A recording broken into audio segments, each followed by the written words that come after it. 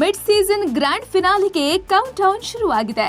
ಮೊದಲೇ ಹೇಳಿದಂತೆ ಅನಿರೀಕ್ಷಿತವಾದುದನ್ನ ನಿರೀಕ್ಷಿಸಿ ಎಂಬ ಮಾತಿನಂತೆ ದೊಡ್ಡ ಮನೆಯಲ್ಲಿ ದೊಡ್ಡ ಬೆಳವಣಿಗೆ ನಡೀತಾ ಇದೆ.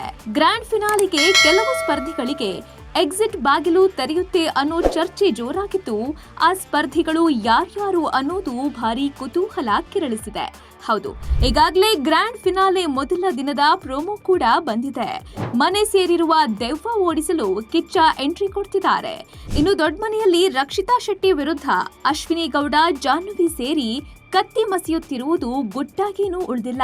ಇದೆಲ್ಲದರ ಮಧ್ಯೆ ದೊಡ್ಡ ಮನೆಯಿಂದ ಯಾರು ಎಲಿಮಿನೇಟ್ ಆಗ್ತಾರೆ, ಅವರ ಬದಲಿಗೆ ಯಾರು ವೈಲ್ಡ್ ಕಾರ್ಡ್ ಎಂಟ್ರಿ ಕೊಡ್ತಾರೆ ಅನ್ನೋದು ಕೂಡ ಭಾರಿ ಚರ್ಚೆಯನ್ನ ಹುಟ್ಟುಹಾಕಿದೆ.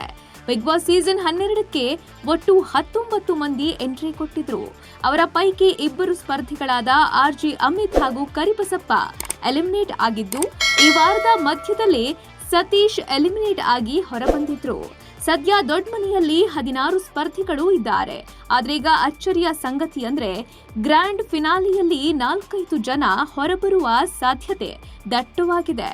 ಈ ಬಾರಿ ಬಿಗ್ ಬಾಸ್ ಮನೆಯೊಳಗೆ ಹೋಗಲು ನ್ಯೂಸ್ ಆಂಕರ್ ದಿವ್ಯಾ ವಸಂತ, ಕಿರುತೆರೆ ನಟಿ Shweta Prasad, social media influencer Sudhakar ಸೇರಿ ಸಾಕಷ್ಟು ಜನರ ಹೆಸರು ಕೇಳಿ ಬಂದಿತ್ತು. ಅವ್ರ್ಯಾರೂ ಮನೆ ಒಳಗೆ ಹೋಗಲಿಲ್ಲ. ನಟಿ Shweta Prasad wild card entry ಪಡೆಯಬಹುದು ಎನ್ನುವ ಊಹಾಪೋಹ ಶುರುವಾಗಿದೆ.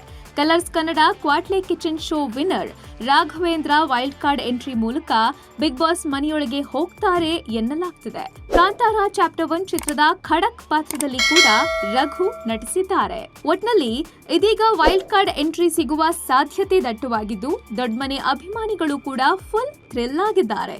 ಆದ್ರೆ ಮುಂದೇನಾಗುತ್ತೋ ಕಾದ್ ನೋಡೋಣ. Bureau report, boss TV Kannada.